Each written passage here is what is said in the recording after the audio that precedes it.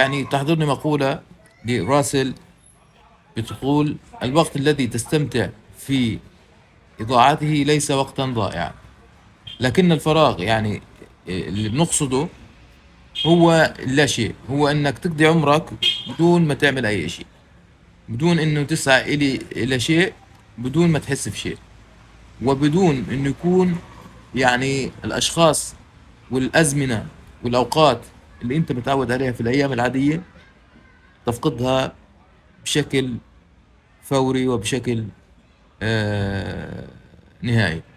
فراغ، فيلم قصير من إخراج وسام أبو دان وكتابته أيضا، وبطولة الصديق حسان سالم.